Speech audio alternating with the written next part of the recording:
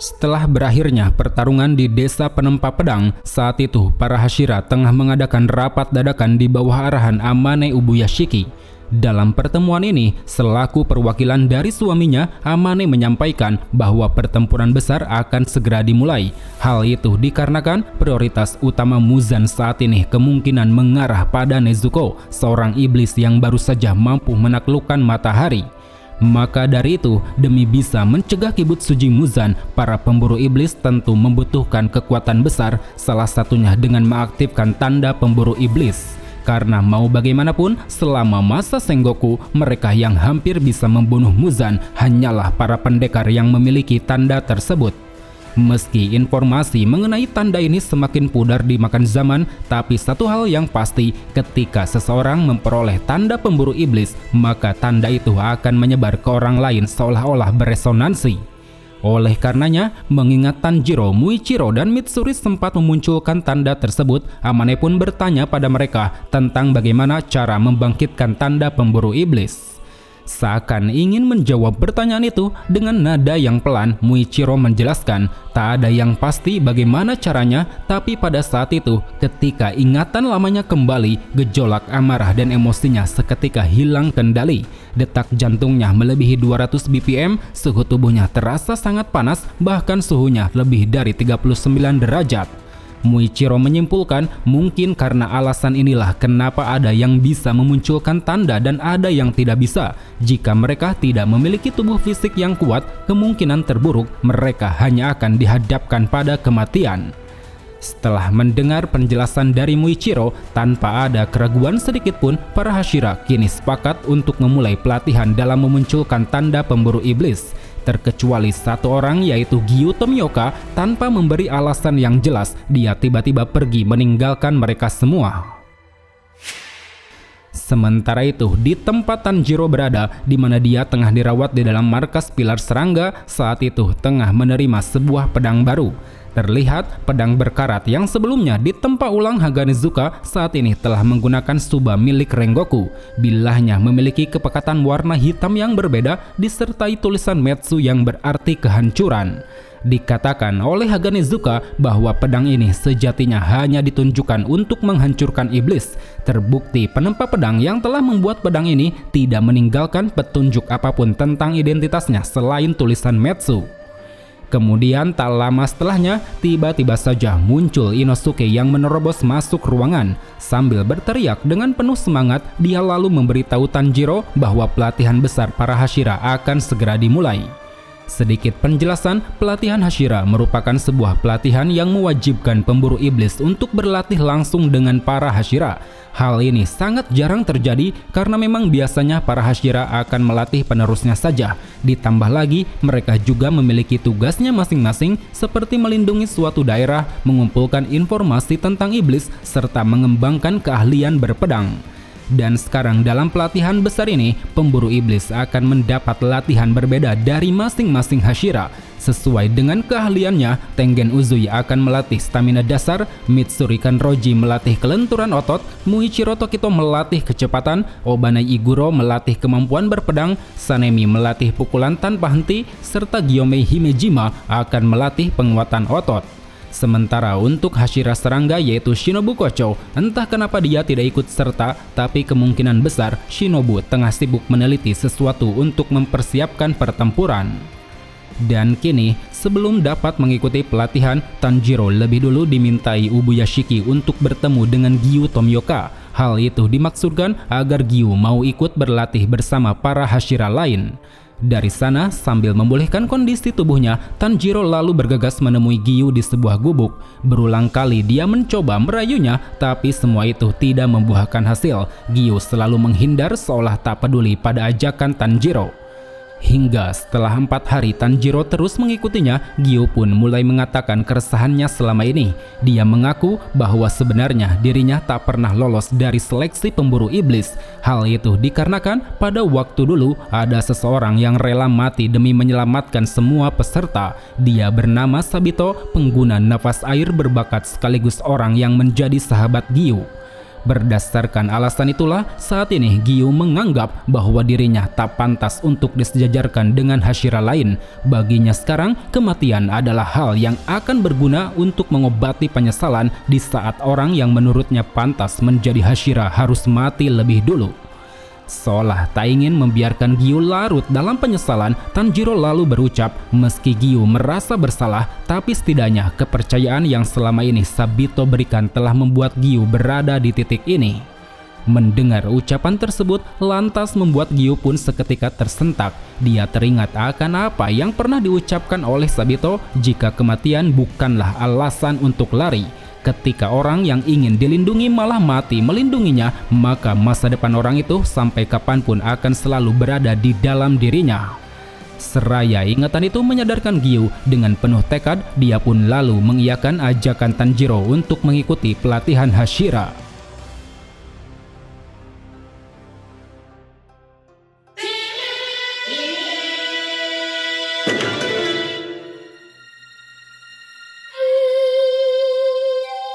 Setelah berhasil membujuk Giyu, Tanjiro yang kini telah pulih mulai menjalani pelatihan bersama para pemburu iblis. Tidak terkecuali para Hashira, mereka juga turut serta dalam pelatihan besar ini. Begitupun Ubuyashiki, demi menyambut peperangan, dia juga meminta Tamayo untuk bekerja sama. Hal yang sama juga terjadi pada Shinobu, dia yang tidak ikut pelatihan tengah mencari cara untuk membunuh iblis bulan atas bernama Doma. Selama masa pelatihan berlangsung, semua anggota pemburu iblis mendapat pelatihan yang sangat keras dari para Hashira. Saking kerasnya, mereka bahkan ada yang sampai muntah-muntah dan ada juga yang sampai kesakitan. Sementara bagi Tanjiro, berbekal pengalaman yang telah banyak dilaluinya, dia mampu melewati hampir semua pelatihan. Seperti pada pelatihannya bersama Tengen Uzui, saat itu Tanjiro berhasil meningkatkan stamina dasar dalam kurun waktu 10 hari. Seakan ingin bernostalgia, di sana Tengen menyebut bahwa Tanjiro merupakan orang yang hebat. Di samping berhasil mengalahkan Gyutaro dan Daki, dia juga mampu menyelamatkan desa penempa pedang dari serangan Gyoko dan Hantengu. Kemudian setelahnya, Tanjiro lalu melanjutkan pelatihan bersama Muichiro, yang mana dalam pelatihan ini Tanjiro berhasil meningkatkan kecepatan yang dia miliki. Hal itu dibuktikan dari bagaimana Muichiro sampai memuji Tanjiro dan menyuruhnya untuk pergi berlatih bersama Hashira selanjutnya. Sesuai arahan Muichiro, Tanjiro lalu pergi berlatih bersama Mitsuri Kanroji. Dalam sesi latihannya, Mitsuri menyuruh semua pemburu iblis termasuk Tanjiro untuk menggunakan pakaian balet. Hal itu bertujuan agar mereka bisa lebih leluasa dalam melatih kelenturan otot. Tak butuh waktu lama, setelah melewati pelatihan Mitsuri, Tanjiro kemudian dihadapkan pada pelatihan Hashira ular yaitu Obanai. Berbeda dari Hashira sebelumnya, demi memperkuat kemampuan berpedang, saat itu Obanai memberi pelatihan yang cukup sulit. Di samping Tanjiro harus menghindari rintangan manusia, dirinya juga harus melawan Obanai dalam duel berpedang. Hingga setelah melewati 4 hari berlatih, kemampuan Tanjiro dalam menggunakan pedang pun semakin meningkat. Bahkan pada akhirnya, sesaat Tanjiro berhasil mendaratkan satu serangan pada Obanai, dirinya langsung dinyatakan lolos saat itu juga. Kemudian setelah itu, Tanjiro lalu bergegas pergi menuju pelatihan selanjutnya yaitu Hashira Angin Sanemi Shinazugawa. Ketika sampai di tempat tujuan, Tanjiro lebih dulu dipertemukan dengan Zenitsu. Seolah ingin memperingatkan Tanjiro, di sana Zenitsu menyampaikan bahwa dirinya tidak kuat berlatih bersama Sanemi karena dinilai terlalu keras. Dan benar saja, pada sesi latihan berlangsung, semua anggota dibuat babak belur oleh serangan tanpa henti yang dilancarkan Sanemi. Tidak terkecuali Tanjiro, di hari pertama dia langsung mendapat banyak luka di wajahnya. Lalu di sela-sela jam istirahat, tanpa diduga Tanjiro melihat pertikaian antar saudara yaitu Genya dan Sanemi. Seakan tak ingin tinggal diam, saat itu Tanjiro pun memutuskan untuk memisahkan mereka berdua.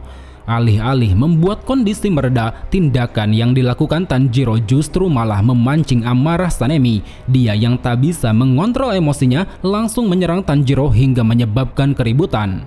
Akibat dari hal itu, Tanjiro pun mendapat teguran keras dari para atasan. Latihannya bersama Hashira Angin tak hanya ditunda, melainkan Tanjiro juga dilarang untuk mendekati Sanemi. Selepas kericuhan tersebut, Tanjiro bersama Zenitsu lalu memutuskan untuk melanjutkan pelatihan bersama Hashira Batu Gyomei Himejima. Saat itu, setelah Tanjiro bertemu kembali dengan Inosuke, Gyomei memberitahu 3 tahap pelatihan yang akan mereka jalani, dimulai dari bertapa di bawah air terjun, mengangkat batang kayu besar dengan bahu, serta mendorong batu besar melewati kota. Pada tahap pertama, Tanjiro bersama rekan-rekannya mampu melewati pelatihan dengan cukup mudah. Begitupun pada tahap kedua, mereka semua mampu mengangkat 3 batang kayu besar dengan bahunya. Akan tetapi, pada tahap ketiga, para pemburu iblis termasuk Tanjiro sangat dibuat kesulitan. Bahkan beberapa dari mereka ada yang tidak sanggup dan ada juga yang memilih langsung untuk kembali pulang. Hingga setelah 6 hari tak ada perubahan, Tanjiro pun mendapat sedikit saran dari Genya. Dia mengatakan untuk bisa menggerakkan batu besar, Tanjiro perlu melakukan tindakan repetitif atau tindakan berulang. Itu merupakan sebuah tindakan yang akan membuat seseorang mampu mencapai kondisi konsentrasi total dengan cara membuka kelima panca indera. Dan benar saja, setelah mendapat saran tersebut, Tanjiro bersama Inosuke pada akhirnya berhasil mendorong batu besar melewati kota. Dengan pencapaian ini, ditambah peran penting dalam melawan iblis bulan atas, Gyomei pun mulai mengakui keberadaan Tanjiro. Menurutnya, Tanjiro adalah seorang ahli pedang sejati. Dia memiliki kejujuran yang hebat, kepedulian yang tinggi, serta semangat juang yang luar biasa. Terbukti dengan semua pelatihan yang dijalaninya, saat ini Tanjiro pun mampu mempertahankan tanda pemburu iblis dalam waktu yang cukup lama. Di samping itu, Gyomei juga mengungkapkan alasan kenapa dulu dirinya tidak mengakui Tanjiro, yang mana ternyata itu disebabkan pada rasa curiga Gyomei terhadap anak-anak. Baginya, anak-anak adalah makhluk polos, naif, egois, dan cepat berbohong. Mereka tidak mempedulikan orang lain dan hanya mementingkan dirinya sendiri. Keresahan yang Gyomei utarakan ini rupanya berdasar pada pengalaman di masa lalu. Dia yang telah mengabdikan hidupnya untuk mengasuh anak-anak, bersusah payah untuk mengajarkan, membiayai, bahkan sampai bertaruh nyawa, malah mendapat balasan yang tidak senonoh dari anak asuhnya. Kala itu, salah seorang anak bernama Kaigaku dengan tega memberi penawaran pada iblis untuk membunuh semua anak yang berada di kuil Gyomei. Akibat dari perbuatannya, ditambah adanya rasa ketidakpercayaan semua anak pada Gyomei, membuat mereka yang berada di kuil mati mengenaskan oleh iblis tersebut. Terkecuali satu anak bernama Soya, dengan sekuat tenaga, Gyomei pun berusaha menyelamatkannya dari keganasan iblis. Namun ironisnya, selepas iblis itu lenyap, terjadi kesalahpahaman antara Gyomei, Soya, dan warga yang berdatangan. Dengan polosnya, Soya malah menyebut bahwa Gyomei adalah monster, dialah orang yang telah membunuh anak-anak di sana. Akibat dari ucapannya itu, Gyomei pun dicap sebagai pembunuh. Dia lalu dijebloskan ke dalam penjara dan divonis hukuman mati. Dikarenakan insiden tersebutlah, setelah dibebaskan oleh Ubuyashiki, Gyomei mulai menaruh keraguan pada anak-anak. Baginya tak peduli siapa dan sebaik apapun anak-anak, ketika mereka terpojok, mereka pasti akan menunjukkan sifat aslinya. Namun kini, melihat Tanjiro berbeda dari kebanyakan anak-anak, membuat Gyomei pun merasa kagum pada Tanjiro. Sambil mengusap kepalanya, dia lalu mengatakan bahwa mulai saat ini dirinya akan membantu dan menuntun Tanjiro untuk terus berada di jalan yang benar. Bersamaan dengan itu, Tanjiro pun akhirnya dinyatakan lolos dalam pelatihan Hashira Batu. Namun sebelum beranjak pergi dari sana, Tanjiro lebih dulu menemui Genya dan Zenitsu.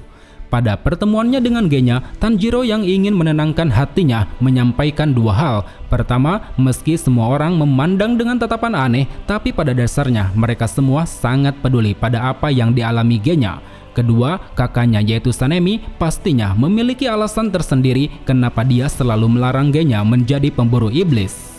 Kemudian pada pertemuannya dengan Zenitsu, merasa cemas pada kondisinya yang belum menyelesaikan pelatihan. Saat itu Tanjiro mencoba menawarkan bantuan. Namun ternyata tawaran ini malah ditolak Zenitsu. Sambil terus fokus berlatih, dia pun berkata bahwa ini merupakan bagian pelatihan yang harus diselesaikan oleh dirinya seorang. Hingga selang beberapa waktu, ketika Tanjiro berniat melakukan pelatihan terakhir bersama Giyu, dia dikejutkan dengan duel sengit antara Giyu dan Sanemi.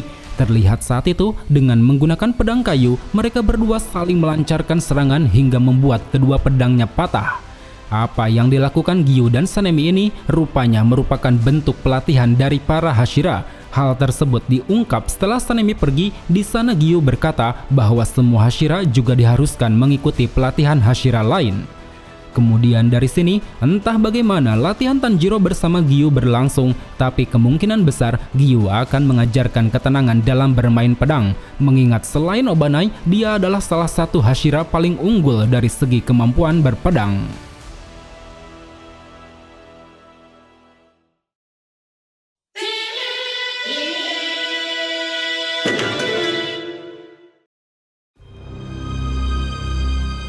Pada saat pelatihan Hashira berlangsung, tanpa disadari, Muzan rupanya tengah mencari keberadaan Nezuko dan kediaman Ubuyashiki, yang mana hal itu dilakukan dengan menggunakan teknik darah iblis milik Nakime yang bisa mengintai secara diam-diam. Hingga tak lama setelahnya, Nakime pun mengabarkan bahwa dirinya telah berhasil melacak markas kediaman Ubuyashiki. Terlebih lagi, di dalam markas tersebut tidak ada penjaga alias hanya ada keluarga Ubuyashiki saja. Seolah ingin memanfaatkan keadaan, pada malam hari Muzan lalu pergi mendatangi markas pemburu iblis. Di sana dia pun bertemu dengan Ubuyashiki yang tengah terbaring sakit ditemani istrinya. Sesaat Muzan menghampiri Ubuyashiki, terjadi percakapan singkat di antara mereka, yang mana dari sanalah terungkap bahwa ternyata Ubuyashiki dan Muzan memiliki silsilah garis keturunan yang sama. Dikatakan oleh Ubuyashiki bahwa sekitar 1000 tahun lalu seorang kerabat dari nenek moyang keluarga Ubuyashiki telah berubah menjadi iblis. Orang itu tiada lain adalah Kibutsuji Muzan, iblis pertama yang menjadi induk dari semua iblis di dunia. Akibat dari hal itu, secara turun-temurun keluarga Ubuyashiki harus menerima kutukan. Setiap anggota keluarga yang terlahir akan menderita sebuah penyakit, tubuhnya sangat lemah bahkan langsung mati. Dan saat itu, di tengah kepunahan yang mengancam keluarga, seorang pendeta muncul dan memberikan beberapa saran. Dia menyampaikan agar bisa terbebas dari kutukan tersebut, keluarga Ubuyashiki harus mendedikasikan hidupnya untuk membunuh Kibutsuji Muzan. Hal itu dikarenakan kutukan yang diterima keluarganya sangat berkaitan dengan penyakit yang diderita Muzan saat masih menjadi manusia. Oleh karena itu, demi menghilangkan kutukan tersebut, keluarga Ubuyashiki lalu membentuk organisasi pemburu iblis. Selain digunakan untuk melenyapkan Muzan, organisasi ini juga dijadikan sebagai kelompok yang bisa menyelamatkan orang-orang dari serangan iblis. Di samping itu, agar bisa mempertahankan eksistensi keturunannya, keluarga Ubuyashiki juga menjadikan anak perempuan dari para pendeta sebagai istrinya, sehingga hal itu pun membuat seluruh keturunan Ubuyashiki bisa hidup hingga usia 30 tahun. Dan kini, seakan tak peduli pada cerita tersebut, dengan tegas Muzan mengungkapkan bahwa tujuannya selama ini adalah untuk memperoleh keabadian, yang mana tujuan tersebut akan segera menjadi kenyataan setelah dirinya membunuh Ubuyashiki dan mendapatkan Nezuko. Di sisi lain, mendengar hal itu, Ubuyashiki lalu memberi sedikit nasihat bahwa sejatinya keabadian bukanlah terdapat pada tubuh fisik seseorang, melainkan itu terdapat pada pikiran manusia. Jika seseorang mati, tubuhnya akan musnah saat itu juga. Berbeda dengan pikiran manusia, meski mereka mati, tapi pikirannya akan terus ada sampai kapanpun. Selaras akan hal itu, Ubuyashiki menegaskan bahwa ambisi yang diinginkan Muzan tak akan pernah terjadi. Karena mau bagaimanapun, sekarang para pemburu iblis tengah tersulut api kemarahan. Mereka yang masih hidup ataupun mereka yang sudah mati memiliki perasaan yang sama, yaitu ingin melenyapkan Muzan dari muka bumi. Merasa muak atas apa yang dari tadi Ubuyashiki lontarkan, lantas membuat Muzan seketika menunjukkan amarah. Dia yang tidak terima ambisinya dihina, lalu segera bersiap untuk melancarkan serangan. Bersamaan dengan itu, di tempat Sanemi berada, dia dikejutkan dengan sebuah penemuan bola mata. Seolah memiliki firasat buruk, dengan raut wajah yang dipenuhi kekhawatiran, Sanemi pun langsung berlari menuju ke tempat Ubuyashiki. Tak terkecuali pemburu iblis lain, mereka yang telah diberitahu situasinya oleh Gagak Kasugai sontak bergegas untuk menyelamatkan sang pemimpin. Namun sayangnya, sebelum sampai ke tempat tujuan, mereka semua dikejutkan dengan sebuah ledakan sangat besar, yang mana rupanya ledakan tersebut merupakan aksi bunuh diri yang dilakukan Ubuyashiki. Mendapati kenyataan ini tentu membuat para pemburu iblis sangat terpukul, terutama para Hashira. Mereka sadar bahwa alasan kenapa Ubuyashiki menolak dikawal adalah untuk meledakkan diri. Karena dengan cara itulah, selain bisa menghindari adanya korban, Ubuyashiki juga bisa melenyapkan Muzan. Dan kini di tempat ledakan itu berasal, terlihat tubuh Muzan tengah dilahap oleh kobaran api. Sambil berupaya menyembuhkan diri, di sana Muzan berpikir jika Ubuyashiki memiliki rencana segila ini, pasti akan ada rencana lain yang bisa membahayakan dirinya lagi. Dan benar saja, sebelum dapat memulihkan diri secara penuh, pihak pemburu iblis satu persatu berdatangan menyerang Muzan. Dimulai dari Tamayo, dia yang berhasil menyergapnya lalu memasukkan sebuah pil ke dalam tubuh Muzan, yang mana pil tersebut merupakan sebuah ramuan yang bisa membuat iblis menjadi manusia. Aksi dari Tamayo ini kemudian disusul oleh Hashira Batu Gyomei Himejima. Dia yang menjadi saksi hidup mendiang Ubuyashiki lantas menunjukkan amarah yang sangat besar. Terlihat saat itu cukup dengan satu ayunan senjata bola berduri, Gyomei sanggup menghancurkan kepala Muzan. Namun kendati demikian, Muzan rupanya mampu meregenerasi tubuh dengan sangat cepat. Hal ini pun sesuai dengan prediksi Ubuyashiki bahwa satu-satunya yang bisa melenyapkan Muzan adalah cahaya matahari. Di tengah bentrokan singkat Gyomei dan Muzan inilah muncul sosok Tanjiro bersama para Hashira lain. Sambil menunjukkan amarah yang bergejolak, mereka semua pun secara gencar menyerang Muzan menggunakan teknik pernapasan masing-masing. Akan tetapi, sebelum gempuran itu dapat mengenainya, melalui kemampuan Nakime, Muzan berhasil menghindar dan membawa mereka semua ke dalam ruang tak terbatas. Yang mana di dalam ruangan inilah pertempuran besar antara pemburu iblis melawan Kibutsuji Muzan akan segera dimulai.